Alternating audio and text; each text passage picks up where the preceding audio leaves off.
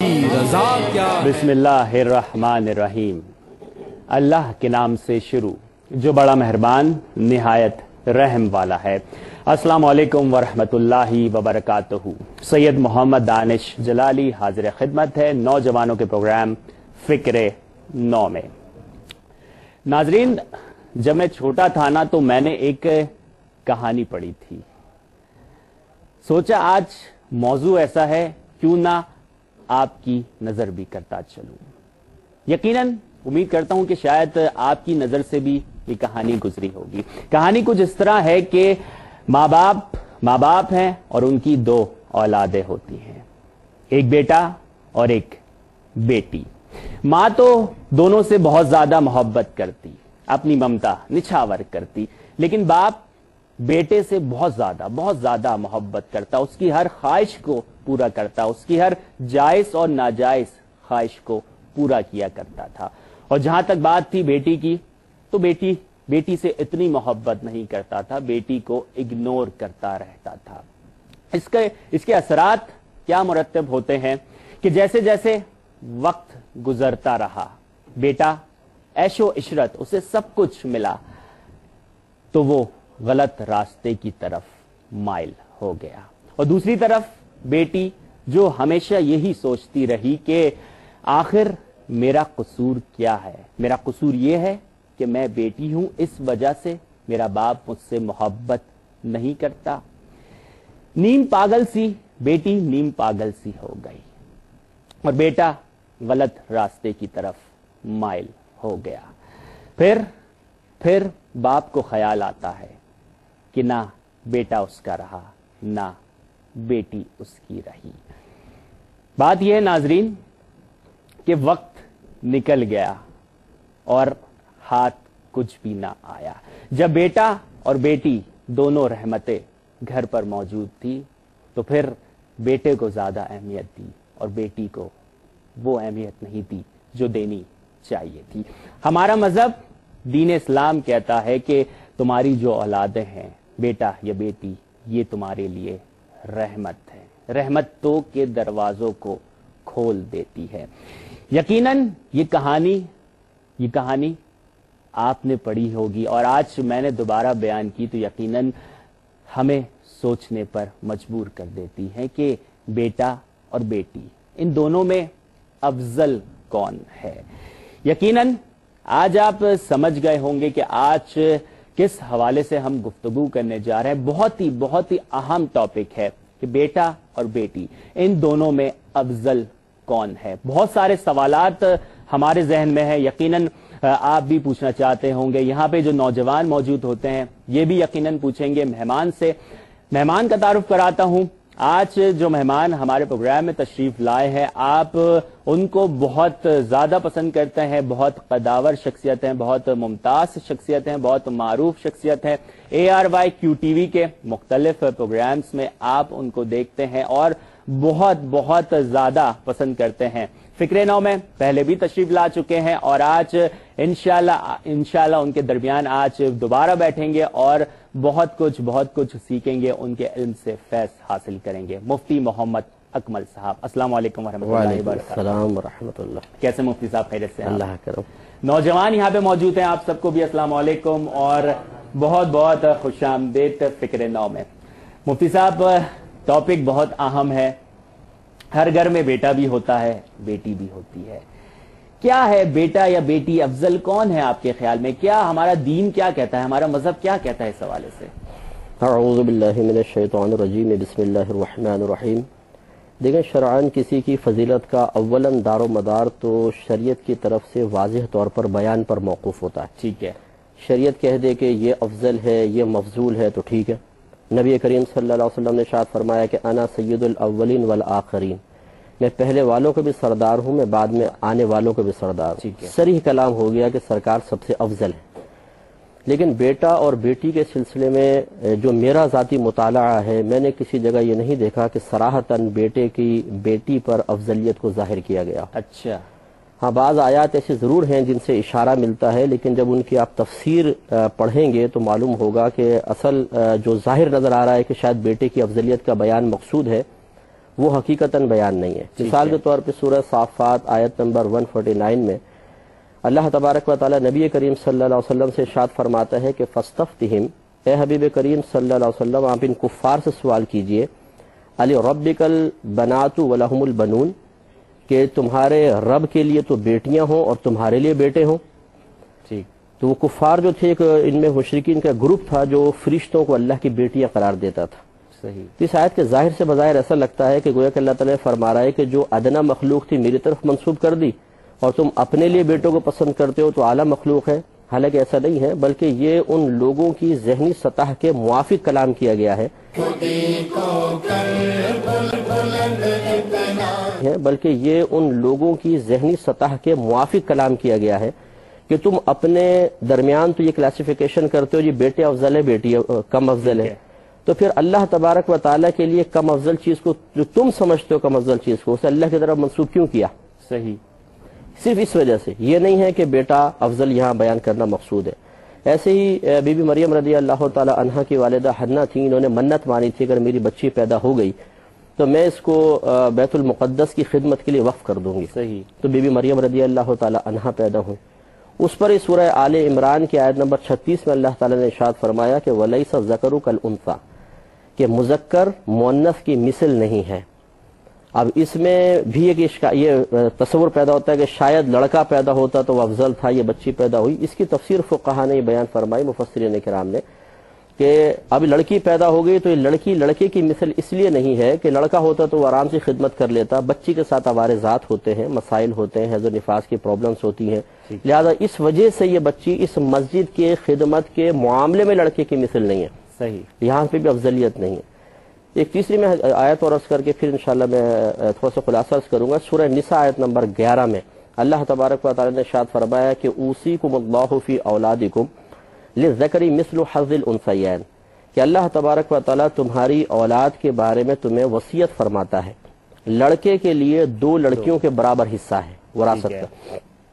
اس سے بعض اوقات یہ شبہ پیدا ہوتا ہے کہ شاید لڑکا جو ہے لڑکی سے 2 گنا فضیلت رکھتا ہے، یہ ایسا نہیں ہے۔ اس کی تفسیر یہی ہے کیونکہ چونکہ عورت کا اکثر نان نفقہ مرد کے سپرد کیا گیا ہے، بیوی ہے تو شوہر دے گا، بیٹی ہے تو باپ دے گا، بیوی ہے شوہر ہے، بہن ہے تو بھائیوں پہ اس کا یا والد کے اوپر رکھا، یہ بیان مقصود ہے۔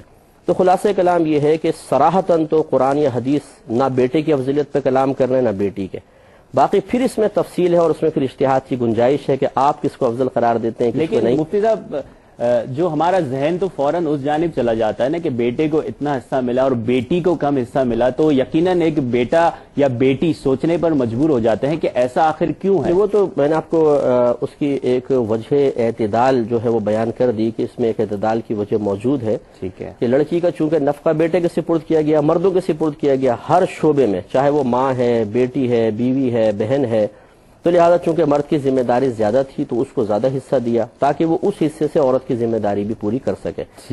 خلاصہ کلام یہ ہے کہ میری جو اپنی ذاتی پھر معاملہ ہے وہ یہی ہے کہ میں یہ سمجھتا ہوں کہ بعض صورتوں میں لڑکے کو لڑکی پہ فضیلت حاصل ہے اور بعض صورتوں میں بچی کا مقابل کوئی بھی نہیں ہے۔ کوئی نہیں ہے، ٹھیک ہے۔ جیسے مثال کے طور پر وہ حاکم بن سکتا ہے، وہ قاضی بن سکتا ہے، وہ مفتی بن سکتا ہے، یہ چیزیں اس کے بیٹے کے لیے پازیٹیو پہلو ہیں۔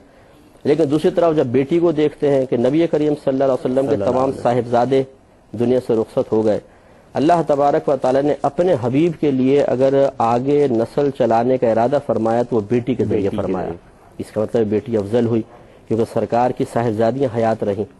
پھر اس کے علاوہ سرکار صلی اللہ علیہ وسلم نے ارشاد فرمایا جس کی 2 بچیاں ہوں اور ان کی اچھے انداز سے پرورش کر کے ان کو بالغ کر دے تو وہ اور میں بروز قیامت، اور ایک روایت میں کہ وہ اور میں جنت میں بالکل اس طرح ہوں گے جیسے 2 انگلیاں۔ سبحان اللہ۔ بیٹے کے لیے کہیں یہ نہیں بیان فرمایا گیا۔ تو اس سے بعض چیزوں سے ایسے دلائل سے ظاہر ہوتا ہے کہ بچی کی فضیلت بعض صورتوں میں لڑکے پہ زیادہ ہے اور بعض صورتوں میں لڑکے کی لڑکی پر۔ ٹھیک ہے، دونوں کی افضیلیت اپنی اپنی جگہ پر ہے۔ ٹھیک ہے مفتی صاحب، کچھ کمنٹس بھی اس حوالے سے ریکارڈ کیے ہیں، یقیناً وہ دیکھتے ہیں، ضرور آپ سے کہوں گا ناظرین آپ بھی دیکھیے، نوجوانوں آپ بھی دیکھیں، انشاءاللہ پھر سوالات بھی کریں گے۔ یہ جو سروے کیا ہے کہ بیٹا کیا کہتا ہے اور بیٹی کیا کہتی ہے، آئیے دیکھتے ہیں اور پھر انشاءاللہ اس پر گفتگو کرتے ہیں۔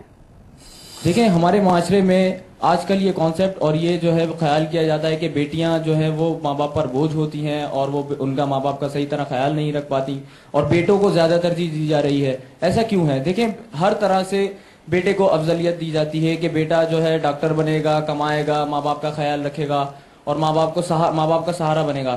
کیا اس طرح سے لڑکیاں نہیں کر سکتی؟ لڑکیوں کو پرائیورٹی نہیں دی جاتی ہے اپنے اپنے گھروں میں اور لڑکوں کو ہی افضلیت دی جاتی ہے.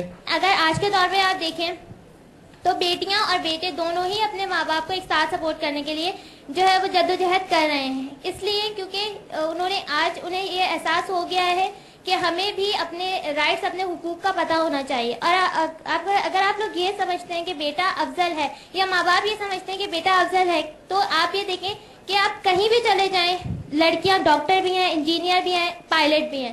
کوئی ایسا جو ہے وہ سند نہیں ہے جو لڑکیوں نے حاصل نہیں کی ہے.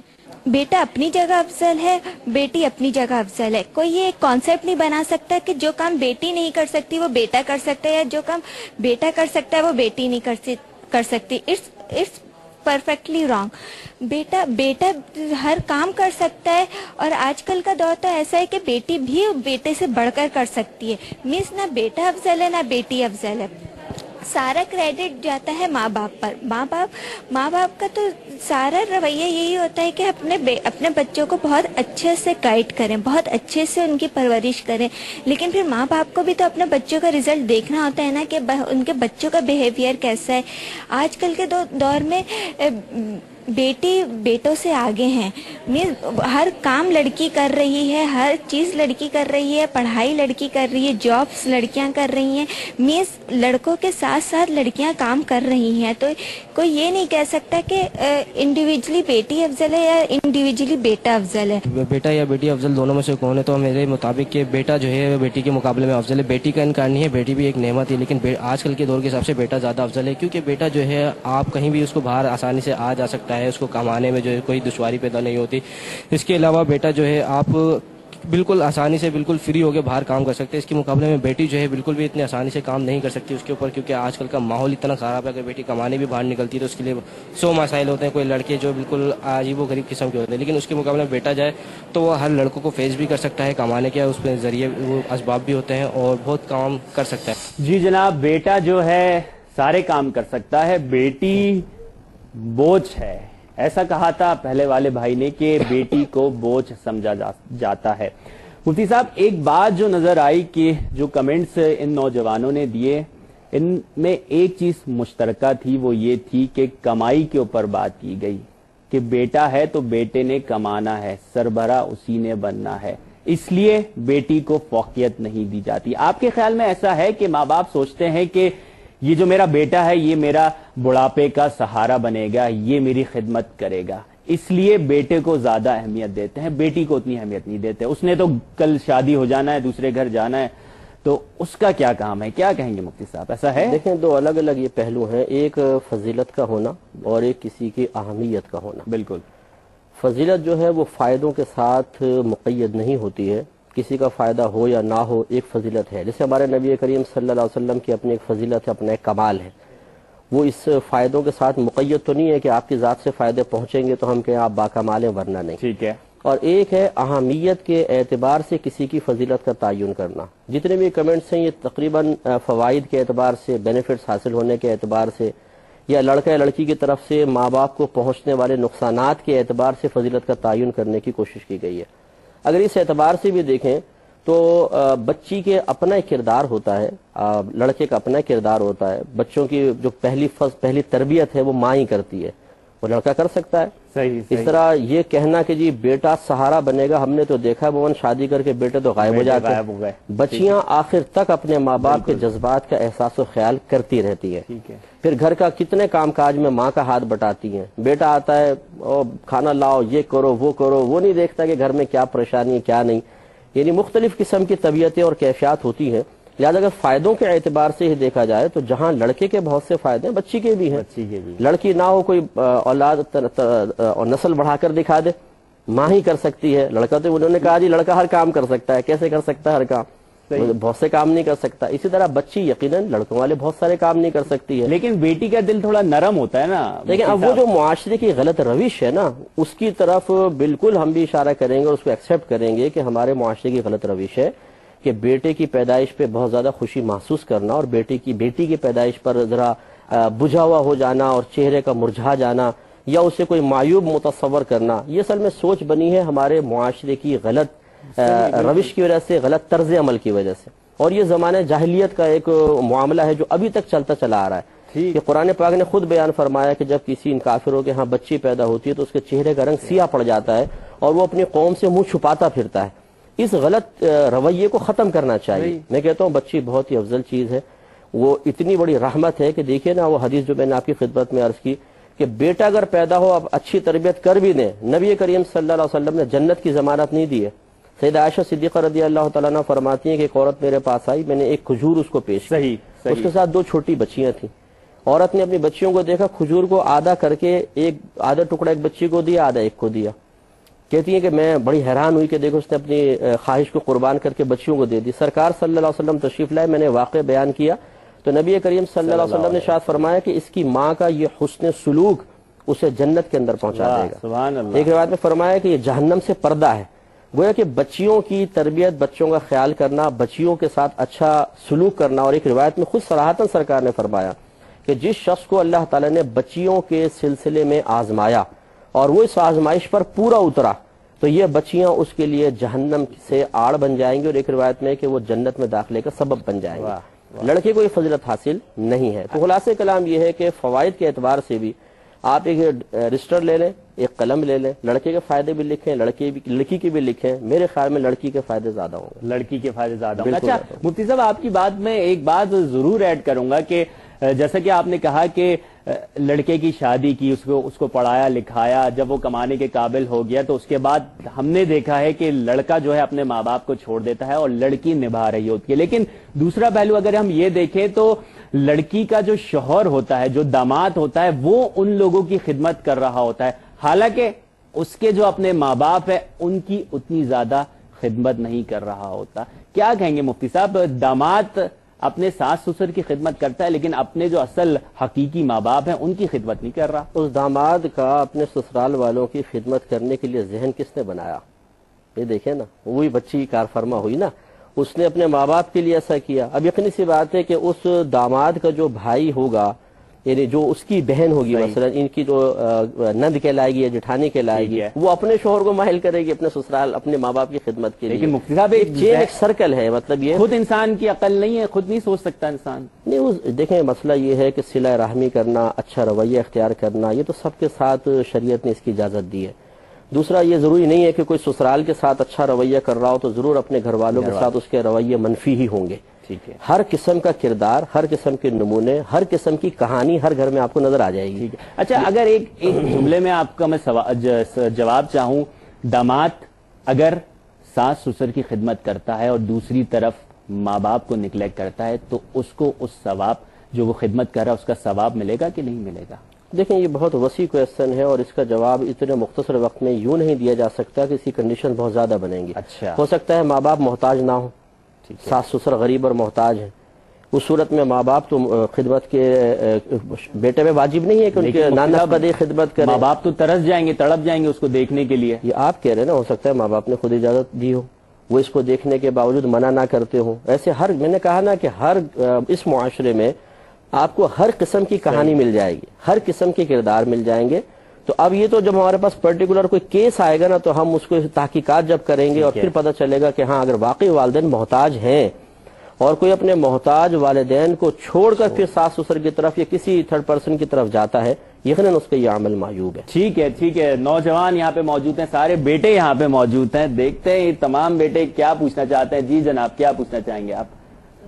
پہلے تو یہ جب یہ بھائی نے کمنٹ دیا کہ بیٹا افضل ہے اس لیے کہ وہ کما کے دیتا ہے, سارے کام کر سکتا ہے. سب سے پہلے تو دیکھیں, اگر ذرا سے بھی کسی کو انفارمیشن ہے نا, اسلامک نالج ہے, تو ہر انسان اپنا رزق خود لے کر آتا ہے. ٹھیک ہے نا, تو یہ اس کا جواب ہو گیا.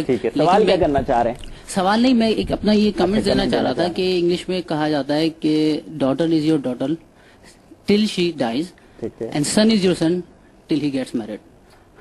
वही बात जो मुफ्ती साहब ने बिल्कुल मैं सेकंड करूंगा मुफ्ती साहब की बात को। तो मेरे हिसाब से आप देखिए, एक्चुअली वो जो आपने कहा ना, वो जो बेटी है जो उसको बकौल आपके की भड़का रही है कि वो दामाद जो है वो अपने उस तरफ जाए, मुफ्ती साहब तो वो एक्चुअली आप देखें, अगर बेटी वो आपके यहाँ होती है और आप उसकी अच्छी तरबियत करते हैं तो फिर उसमें इतनी सलाहियत हो जाएगी कि वो उसको नहीं भड़काएगी बल्कि वो बैलेंस लेके चलेगी। तो बेटी होना ज्यादा अफजल है ताकि आप उसको, क्योंकि मुआशरे का जो बिगाड़ है उसमें खवातीन का किरदार ज्यादा है मेरे हिसाब से। यानी अच्छी तरबियत की जाए, अच्छी तरबियत भी तो जारिया है माँ बाप के लिए। एग्जैक्टली यही कहना चाहिए। ठीक है, क्या आप क्या पूछना चाहेंगे?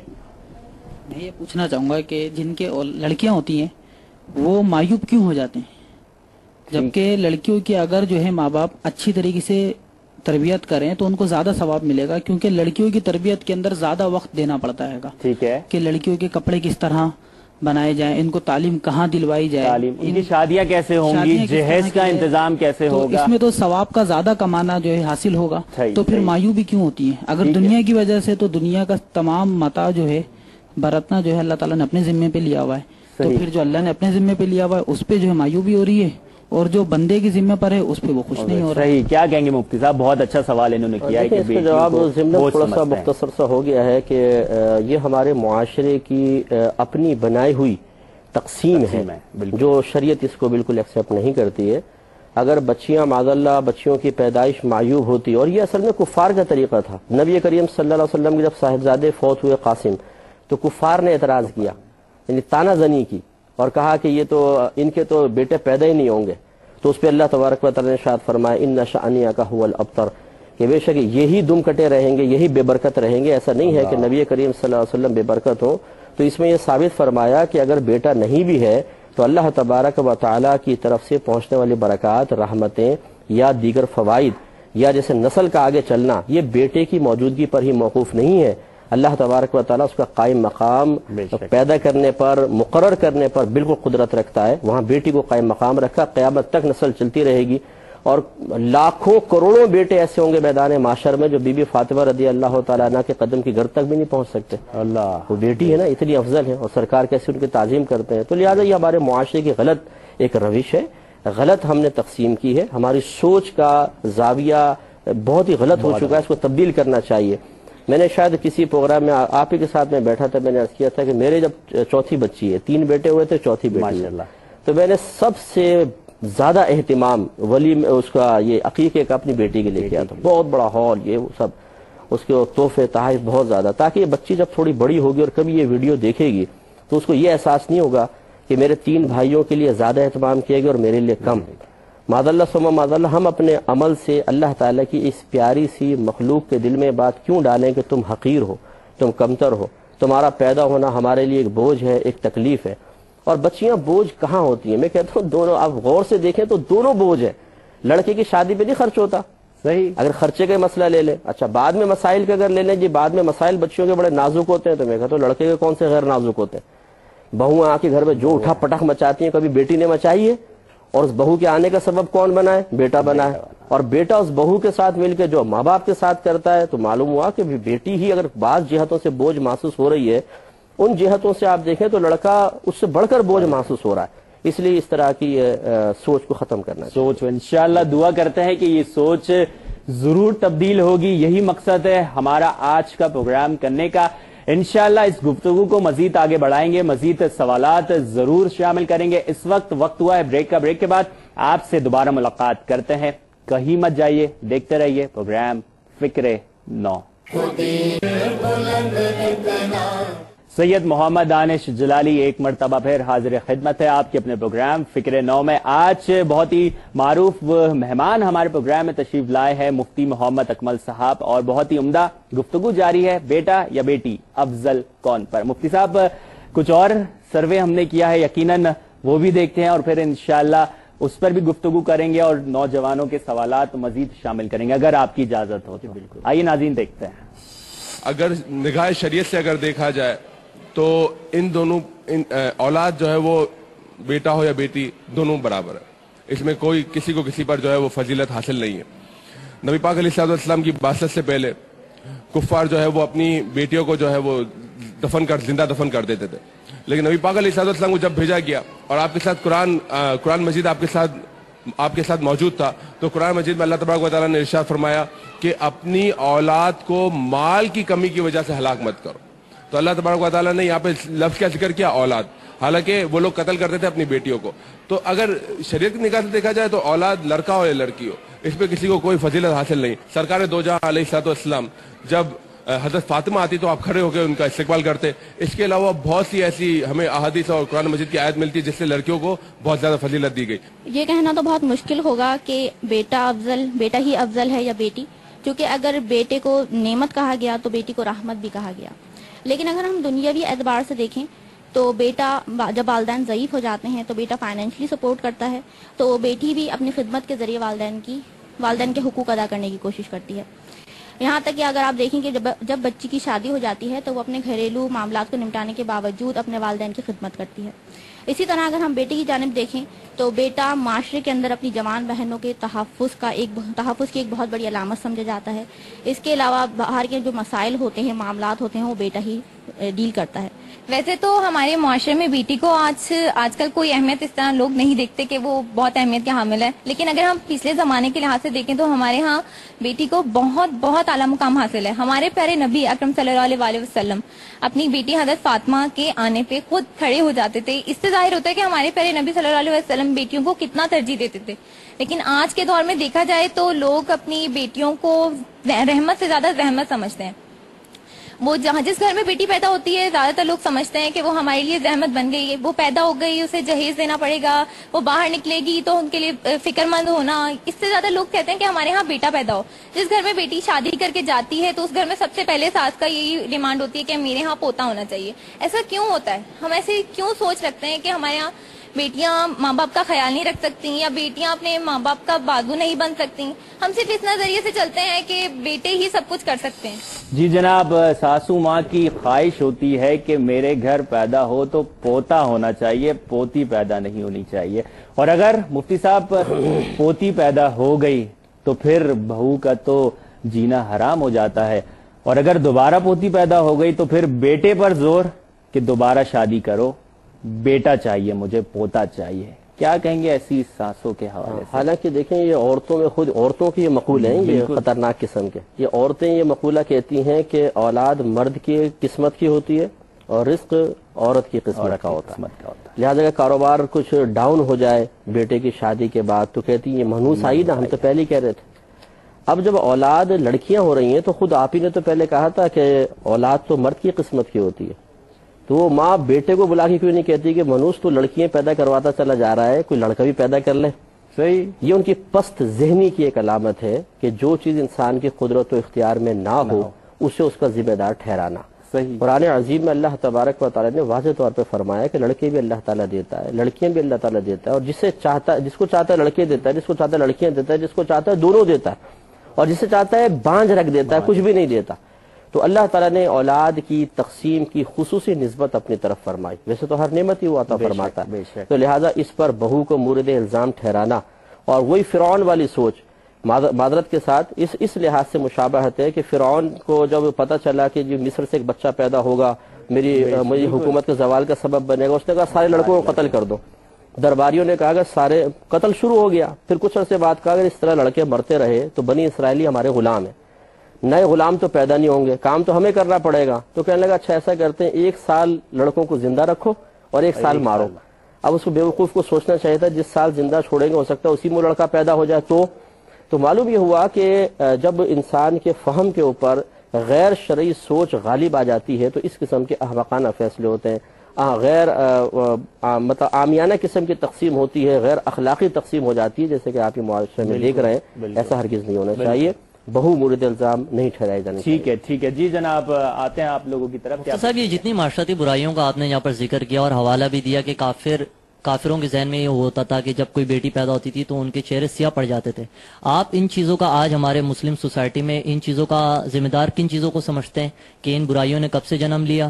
اور جبکہ رسول کریم صلی اللہ تعالی علیہ وسلم نے تو سب کے حقوق یکساں دیے اور عورتوں کے حقوق اتنے واضح طور پہ ارشاد فرما دیے. تو آپ سے یہاں پوچھنا چاہوں گا کہ ایک اولاد کی بیٹا اور بیٹی کی تربیت میں والدین کو کون سی ایسی چیزیں ہیں جو بیٹی کو زیادہ سکھانی چاہیے اور ایسی کون سی تربیت کے بنیادی عقائد ہیں جو اپنے بیٹے کو دینے چاہیے؟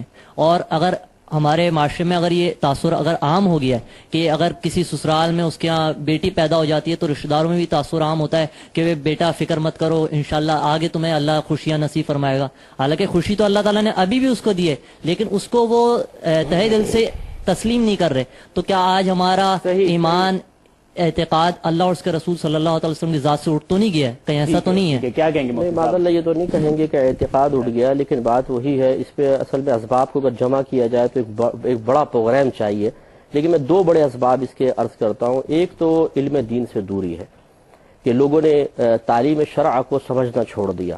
لازم بات ہے کہ ایک سوچ اور فکر شریعت فراہم کر رہی ہوتی ہے، ایک سوچ اور فکر عام لوگ یا معاشرہ فراہم کر رہا ہوتا ہے. جب اس میں ٹکراؤ پیدا ہوتا ہے تو یقینی سی بات ہے کہ شرعی طور پر جو فکر ہے اسے غالب ہونا چاہیے. لیکن جب اس طرف سے خانہ ہی خالی ہو تو لازم بات ہے کہ ون سائڈ بات سننے کے بعد اسی کے مطابق اپنی آدمی سوچ اور فکر بناتا ہے اور وہ اس کے افعال و اعمال پر اثر انداز ہوتی ہے.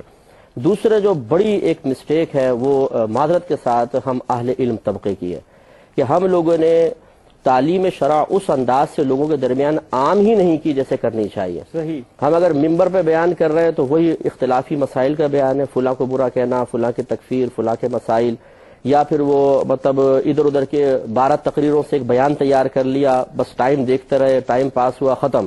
ہمیں چاہیے جو خصوصاً مقرر حضرات ہیں جو بیان کرنے کی صلاحیت رکھتے ہیں، جن کے پاس لوگ خاص طور پہ ذہن بنا کر دین سیکھنے کے لیے آتے ہیں، وہ اسی قسم کے ٹاپکس پہ کلام کریں. صرف چینل ہی کی ذمہ داری نہیں ہے کہ اس پہ اس قسم کے پروگرام کر کے لوگوں کو ذہن بنانے کی کوشش کی جائے. ہمارے علماء کرام ہیں، علماء عظام ہیں، ان کو چاہیے کہ عام عوام سے زیادہ قریب ہوں تاکہ جتنی علمی ادبی گفتگو ہے آپ کی ان میں زیادہ سے زیادہ میسج ہمارا کنوے ہو سکے. عوام سے قریب تو ہیں، لیکن جس انداز سے اس موجودہ معاشرے میں اپنی ذمہ داری ادا کرنی چاہیے میں سمجھتا ہوں کہ اس میں کوتاہی ہو رہی ہے. ٹھیک ہے جی جناب کیا پوچھیں گے آپ؟ جی اب تک جتنی بھی گفتگو ہوئی اس میں یہ چیز تو صرف معاشی لحاظ سے کمپیئر کیا جاتا ہے بیٹے کو یا بیٹی کو. بیٹا اس لیے افضل ہے کیونکہ وہ معاشی لحاظ سے سپورٹ کرتا ہے والد کی، اس لیے وہ افضل ہے. اور چونکہ بیٹی کچھ دیتی نہیں ہے بلکہ الٹا لے کے جاتی ہے جہیز کے نام پہ، اس لیے وہ افضل نہیں ہے. لیکن کیا کوئی اور پیمانہ نہیں ہے؟ ہم دیکھتے ہیں کہ عورتوں کا ہمارے معاشرے میں ایک لڑکے سے زیادہ کردار ہے، کیونکہ وہ جب بیٹی ہے پھر اس کو بیوی بننا ہے، پھر وہ ماں بنے گی، وہ ایک پورے گھرانے کے سربراہ بنے گی. اس طریقے سے آگے جا کے اس کی عملی ذمہ داریاں بیٹے سے زیادہ ہے، لیکن پھر بھی اس کو اس لحاظ سے اتنی آزادی حاصل نہیں. اور دوسرا میرا ایک پوائنٹ یہ ہے کہ دوسرے معاشرے کے لوگ یا مغربی معاشرے کے لوگ ہم پر یا اسلامی معاشرے پہ یہ بھی الزام لگاتے ہیں کہ بھئی آپ کا جو معاشرہ ہے وہ آزادانہ نہیں بلکہ ایک دقیانوسی معاشرہ ہے، جس کے اندر مرد کو تو زیادہ اختیارات ہیں، وہ 4 شادی کر سکتا ہے، وہ نہیں کر سکتا، جبکہ عورت کو اتنا نہیں ہے. تو اس کا ہم کیسے اتفاق کریں گے؟ ٹھیک ہے، کیا کہیں گے مفتی صاحب بھائی کے سوال؟ جہاں اس میں دیکھیں اپنے موضوعاتی اعتبار سے جو پہلو ہے میں اس کو لے لیتا ہوں کہ مسئلہ یہ ہے کہ ہم اس پہ پہلے ہی کلام کر چکے ہیں کہ بالکل آپ صحیح کہہ رہے ہیں کہ اگر ایک ہی چیز کو ہم وجہ فضیلت بنا کر اور اسی کی وجہ سے معیار فضیلت قائم کرنے کی کوشش کریں گے تو لازم بات ہے کہ توازن برقرار نہیں رہے گا. میں نے پہلے عرض کیا کہ ایک رجسٹر لے کر بیٹھے انسان اور لڑکے کی فضیلت بھی دیکھے، لڑکی کی فضیلت بھی دیکھے، لڑکے کی طرف سے پہنچنے والے فائدے، لڑکی کی طرف سے پہنچنے والے فائدے اور ان دونوں کی جانب سے پہنچنے والے نقصانات کو بھی ملاحظہ کیا جائے اور پھر دیکھا جائے کہ افضل کون. اگر آپ واقعی فائدوں یا نقصان کی بیس پر افضلیت کا معیار قائم کرنا چاہتے ہیں تو پھر یہ کام کرنا پڑے گا. دوسری بات یہ ہے کہ ہمارا مذہب اسلام عورت کو بالکل مقید نہیں کرتا، لیکن اسے اس طرح شترے بے مہار بھی نہیں چھوڑتا کہ وہ معاشرے میں جا کر اس معاشرے کو الٹا بگاڑ کا سبب بن جائے. جو لوگ عورت کی آزادی کے قائل ہیں وہ اس بات کو ضرور تسلیم کریں گے جب عورت آزاد ہوئی تو ان کے معاشرے میں برائیوں نے پہلے سے کہیں زیادہ جنم لینا شروع کیا. ہمارا معاشرہ عورت کا ادب، احترام، اس کی عزت کا پاس لحاظ کرنے کا درس دیتا ہے اور اس کے ساتھ جو آزادی ہے ٹھیک ہے، عورت نوکری بھی کر سکتی ہے شرعی ضرورت کی بنا پر، حتیٰ کہ عدت کے دوران بھی وہ باہر نکل سکتی ہے. عدت حالانکہ واجب ہے لیکن شریعت نے اس کے لیے اس میں بھی بہت سارے ایسے پہلو نکال دیے ہیں. بچی تعلیم حاصل کر سکتی ہے، بچی ہنر حاصل کر سکتی ہے، بہت سارے مسائل میں شریعت نے اجازت دی ہے لیکن کچھ قیودات کے ساتھ. لہٰذا یہ دوسرے لوگ جو اصل میں ہم پر الزام تراشی کرتے ہیں، ہوتا یہ ہے کہ اگر وہ آ کر کچھ مسلمانوں سے کمنٹس لیں گے نا، جیسے اب یہاں پہ آپ کمنٹس دے رہے ہیں، بچے دے رہے ہیں، تو ہم اپنے اعتبار سے جب علمی لیول سے دیکھتے ہیں تو ہمیں اس میں بڑی قومی کوتاہی محسوس ہو رہی ہے. تو ہوتا یہی ہے کہ وہ جن کو مسلمان سمجھ کے ان سے تاثرات لے رہے ہوتے ہیں، خود ان کے پاس اتنا دینی حصہ ہوتا ہی نہیں ہے تعلیم کا، وہ دین کی مسخ شدہ شکل ان کے سامنے پیش کر دیتے ہیں. اس پہ نتیجہ مرتب کر کے وہ پورے اسلام پر یا ہم سب پر تھوپ دیتے ہیں. یہ سب سے بڑی غلطی ہے, ایسا نہیں ہونا چاہیے. جو ماہر ہو فیلڈ کا, جو اسلام کی گہرائیوں کو جانتا ہو, اس سے آپ پوچھیں پھر دیکھیں. یعنی عام لوگوں سے بہت زیادہ قریب ہو جاتے ہیں اور ان کی بات پر یقین کر لیتے ہیں. دیکھیں, وہ پڑھا لکھا معاشرہ ایک غلط کام یہ کر رہا ہے کہ جو کمنٹس دینے کا یا رائے دینے کا اہل ہی نہیں ہے اس سے رائے لے رہے ہیں. یہ سب سے بڑی مسٹیک ہے. لازم سی بات ہے کہ وہ کیا پھر اسلام کے بارے میں صحیح تعلیم بتا سکتا ہے. ٹھیک ہے, اس وقت تو دیکھتے ہیں یہ بھائی کیا رائے دینا چاہ رہے ہیں. جی جناب. مفتی صاحب, جو لوگ بیٹوں کی افضلیت کے قائل ہیں وہ یہ بھی کہا کرتے ہیں کہ کچھ انبیاء کرام ہیں جنہوں نے بیٹوں کی پیدائش کے لیے اللہ سے دعا مانگی, لیکن کوئی نبی ایسا نہیں جس نے بیٹی مانگی ہو اللہ تعالیٰ سے دعاؤں میں اپنی. تو آپ کیا فرماتے ہیں اس بارے میں؟ دیکھیں, بات وہی ہے کہ بیٹے کے لیے دعا کرنا اس بات کی دلیل نہیں ہے کہ ان کے باطن میں بیٹی سے متعلق کوئی نفرت کا پہلو تھا, بلکہ چونکہ جہاں پر بھی یہ دعا ثابت ہے تو انہوں نے ساتھ میں یہ بھی کہا کہ اللہ تعالیٰ ہمیں بیٹا عطا فرما تاکہ وہ ہمارے کار خلافت کو, یہ نائب جو تو نے ہمیں بنایا ہے, اس معاملے کو سنبھالے. تو اس لیے ان کا بیٹے کو طلب کرنا ان مقاصد کے لیے تھا جو صرف بیٹا ہی پورا کر سکتا ہے, بیٹی پورا نہیں کر سکتی ہے. تو لہٰذا اس دعا کے اندر کوئی قباحت نہیں ہے. ہاں, کوئی ایسی مثال اگر قائم کی جاتی کہ ان نبی کے ہاں بیٹے کی طلب پر بیٹی پیدا ہو گئی ہو اور انہوں نے ناگواری کا اظہار کیا ہو تو پھر تو بات معقول لگتی بھی ہے. لیکن یہ ضرور ہے کہ دعا بیٹوں کے لیے کی گئی ہے, لیکن اس وجہ سے کہ ان نبیوں کو جو منصب تھا, کیونکہ انہوں نے دنیا سے پردہ فرمانا ہے, اور نبوت, کار نبوت جو ہے, چاہے نبی نہ ہو لیکن کار نبوت تو چلتا رہے گا, چاہے علماء کے ذریعے دوسرے لوگوں کے ذریعے چلے, اس کو چلانا تھا, اسے قائم رکھنا تھا اور اسے غلط ہاتھوں میں پہنچنے سے بچانا مقصود تھا. تو اس لیے بیٹوں کی خاص طور پہ دعا کی گئی. تو یہ معاذ اللہ بیٹی کو حقیر سمجھ کے نہیں کی گئی, بلکہ بیٹے کی وہ اس اہمیت کو پیش نظر رکھ کر کہ جس معاملے کو بیٹا ہی کر سکتا ہے بیٹی نہیں کر سکتا. اچھا مفتی صاحب, ایک بہت ہی اہم سوال آپ سے پوچھنا چاہوں گا. جن لوگوں کی اولادیں نہیں ہوتی تو وہ بیٹا یا بیٹی اڈاپٹ کرتے ہیں, تو اس کی شرعی حیثیت کیا ہے بیٹا یا بیٹی کو جو اڈاپٹ کیا جاتا ہے؟ مطلب تو جائز ہے, بشرطے کہ وہ ان کا صحیح طریقے سے حق ادا کر سکے اور ساتھ ہی شرعی مسائل بھی سیکھے. بعض اوقات بچی کو اڈاپٹ کر لیا جاتا ہے لیکن یہ نہیں سوچا جاتا کہ یہ جو باپ ہے اس کا حقیقی باپ نہیں ہے. جب بچی بالغہ ہو جائے گی تو اگرچہ انہوں نے ماں باپ بن کر پالا ہے لیکن باپ اس کے لیے نامحرم ہے.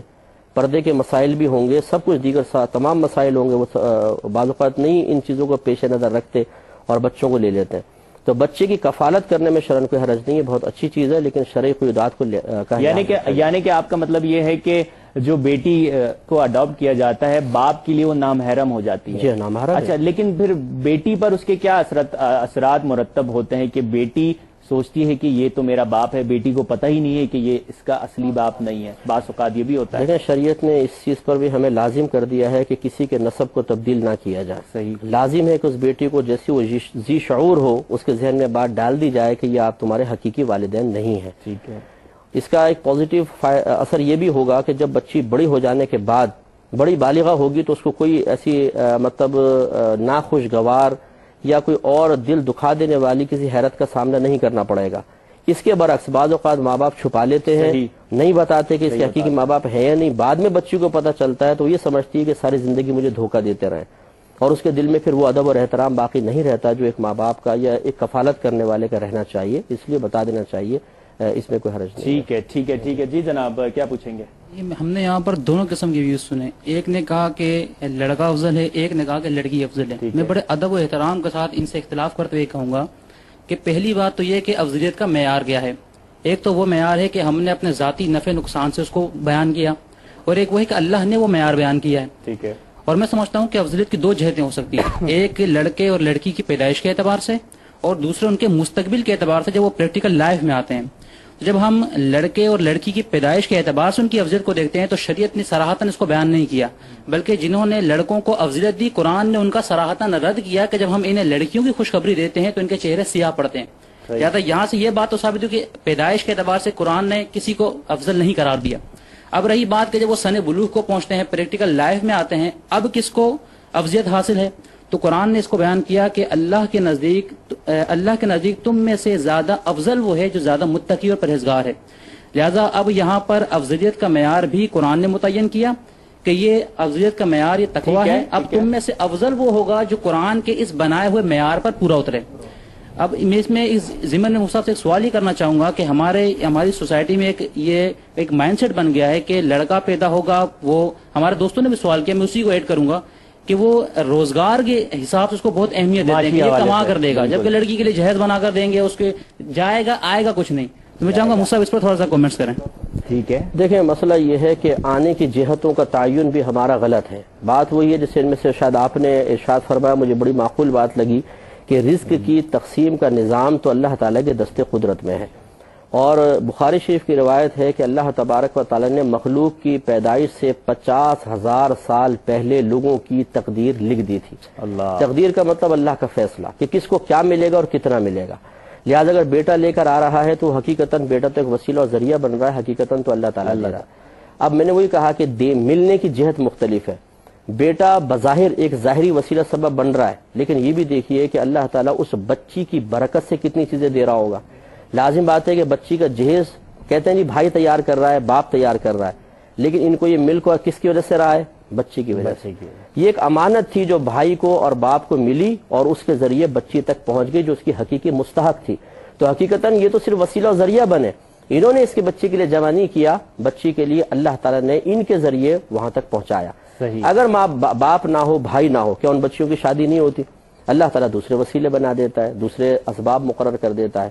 لہٰذا ان امور کی بنا پر کسی کی فضیلت کا تعین کرنا اس انداز سے کہ دوسرے کے لیے ڈیگریڈ ہونے کا کوئی پہلو نکلتا ہو، اس کی بے عزتی یا ذلت کا پہلو نکلتا ہو، یہ قطعاً بالکل غلط ہے. ایسا نہیں ہونا چاہیے. صحیح بالکل. مفتی صاحب بہت کچھ پوچھنا چاہ رہے تھے لیکن وقت ہمیں اجازت نہیں دے رہا. بہت ہی آج معلوماتی پروگرام آج ہم نے پیش کیا، بہت انفارمیٹو پروگرام تھا. کیا پیغام دیں گے خاص طور پر مفتی صاحب ان والدین کو کہ جو بیٹا اور بیٹی میں فرق کرتے ہیں حد سے زیادہ؟ دیکھیں معاشرتی سوچ اور فکر کا انسان پر غالب ہو جانا اور اس کے تقاضے کے مطابق عمل کرنا یہ ایک فطری عمل ہے، ایک فطری تقاضا ہوتا ہے. اس میں انسان بعض اوقات مطلب مجبور محض ہو جاتا ہے، ایسا کہنا چاہیے.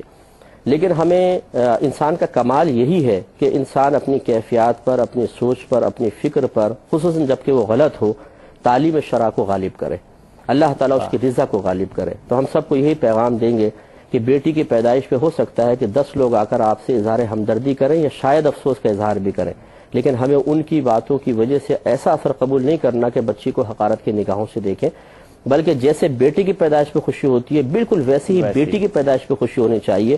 اور یہ سمجھنا چاہیے کہ اللہ تعالیٰ نے ہمیں جنت میں دخول کا ایک بہترین وسیلہ عطا فرما دیا. اب اسے کیسے استعمال کرنا ہے، کیسے ہمیں اس کی خدمت کرنی ہے کہ اس کے وسیلے سے ہمیں جنت مل جائے، اس کے لیے پھر علماء کرام سے رجوع کر کے ہمیں طریقہ کار اختیار کرنا. بالکل بالکل. بہت شکریہ مفتی صاحب کہ آپ تشریف لائیں. انشاءاللہ امید کرتے ہیں کہ دوبارہ ضرور آپ آئیں گے اور انشاءاللہ آپ کے علم سے فیض حاصل کریں گے انشاءاللہ. آپ نوجوانوں کا بھی میں بہت بہت شکریہ ادا کرتا ہوں. ناظرین مجھے پوری امید ہے کہ آج کا پروگرام یقیناً آپ سب کو بہت زیادہ پسند آیا ہوگا. بات یہ ہے کہ بیٹا جو ہے یقیناً نعمت ہے اور بیٹی رحمت ہے. دونوں کی افضیلیت اپنی اپنی جگہ پر ہے. اگر ہم 1450 سال پہلے جائیں تو جہاں بیٹیاں پیدا ہوتی تھیں تو ان کو زندہ دفن کر دیا جاتا تھا. لوگ شرم سے نگاہیں نہیں ملاتے تھے، شرم سے سر جھکا لیتے تھے. لیکن سرکار دو عالم حضرت محمد مصطفیٰ صلی اللہ علیہ وآلہ وسلم نے اس فرق کو بیان کر دیا ہے، بتا دیا ہے کہ بیٹی کی کتنی زیادہ اہمیت ہے. تو ہم آج کے معاشرے میں اب یہ کیوں سوچتے ہیں کہ بیٹی پیدا ہو گئی، کیوں افسوس کرتے ہیں کہ بیٹی پیدا ہوئی ہمارے گھر، بیٹا پیدا کیوں نہیں ہوا؟ یہ تو ہم افسوس نہیں کرتے بلکہ یہ ڈائریکٹ اللہ رب العزت سے شکایت کرتے ہیں. ارے بیٹی کا تو بہت اونچا مقام ہے. ہمارے پاس مثالیں موجود ہیں، بہت اعلیٰ مثالیں موجود ہیں. حضرت فاطمہ رضی اللہ تعالی عنہا کی مثال ہمارے پاس موجود ہے کہ اس باپ کے لیے رحمت جو خود رحمت للعالمین تھا، اس شوہر کے لیے نفس ایمان جو خود کامل ایمان تھا، اور ان بیٹوں کے لیے جنت جو خود جنت کے شہزادے تھے. تو آپ یہ جو مثالیں ہیں ان پر غور کیجئے، ان کو پڑھیے. ماں اور بیٹی اور بہن یہ سب عورت ہے. ماں جو بنتی ہے وہ کیسے بنتی ہے؟ پہلے بیٹی ہی تو ہوتی ہے. آج جو ہم موجود ہیں یہ کیسے موجود ہیں؟ اپنی ماں کے ذریعے ہی تو موجود ہے، کیونکہ ماں بھی کبھی کسی کی بیٹی تھی. سمجھیے ناظرین بہت گہرائی ہے. ہمیں اپنی اولادوں کو چاہے وہ بیٹا ہو یا بیٹی ہو نفرت نہیں دینی، محبت دینا ہے. دھتکارنا نہیں ہے ان کو، بلکہ ان کی اچھی تربیت کرنی ہے، اچھے آداب سکھانے ہیں، کیونکہ اچھی تربیت کرنا بھی والدین کے لیے صدقہ جاریہ ہے۔ آگے بڑھیے اور اپنی نسلوں کے لیے سوچئے۔ اگر آج آپ سوچیں گے تو یقیناً کل بہت اچھا ہوگا۔ علم کی روشنی سے، چاہے بیٹا ہو یا بیٹی ہو، علم کی روشنی سے آراستہ ضرور کیجئے۔ انشاءاللہ مجھے پوری امید ہے کہ آج کا پروگرام کرنے کا جو ہمارا مقصد تھا اس میں ہمیں تھوڑی بہت ضرور کامیابی حاصل ہوئی ہوگی۔ یقیناً اگر آپ اس حوالے سے کچھ کہنا چاہتے ہیں، آپ معاشرے میں دیکھتے ہیں ایسے افراد کو، تو یقیناً ان کو تلقین ضرور کیجئے، کیونکہ تلقین کرنا ہمارا فرض ہے، آگے پھیلانا ہے۔ ہمیں ہر اچھی بات کو اپنے تک محدود نہیں رکھنا ہے، بلکہ اسے مزید آگے بڑھانا ہے۔ خاص طور پر بیٹا بیٹی کے فرق کے حوالے سے بات کو سمجھیے، ان کے بارے میں سوچئے کہ جن کی اولادیں نہیں ہوتی، کتنی دعائیں کرتے ہیں، کتنی منتیں مانگتے ہیں، کتنا روتے ہیں اللہ رب العزت کے آگے کہ مجھے بیٹی یا بیٹا مل جائے۔ وہ یہ نہیں سوچتے کہ بیٹا چاہیے یا بیٹی چاہیے، وہ یہ سوچتے ہیں کہ اللہ رب العزت ہمیں اولاد کی نعمت سے سرفراز کر دے۔ سوچئے ناظرین، اللہ رب العزت نے تو آپ کو وہ نعمت دے دی ہے، تو کیوں نہ اللہ رب العزت کے بتائے ہوئے راستے پر عمل کرتے ہوئے بیٹا اور بیٹی دونوں کو فوقیت دی جائے۔ انشاءاللہ میں امید کرتا ہوں کہ بہت سے لوگوں کی تھنکنگ آج ضرور چینج ہوئی ہوگی۔ اگر آپ کچھ اس حوالے سے کہنا چاہتے ہیں یا سوال بھی کرنا چاہتے ہیں یا کچھ شیئر کرنا چاہتے ہیں تو لکھ کر بھیج دیجئے۔ انچارج پروگرام ڈائریکٹر فکر نو D120 سائٹ کراچی پر، فیس بک پر بھی آپ اس حوالے سے ضرور میسج دیجئے گا۔ انشاءاللہ اگلے ہفتے سید محمد دانش جلالی آپ کی خدمت میں دوبارہ حاضر ہوگا۔ مجھے اور عالم اسلام کے ایک مسلمان کو اپنی دعاؤں میں ضرور یاد رکھیے گا۔ اجازت دیجئے، اللہ حافظ۔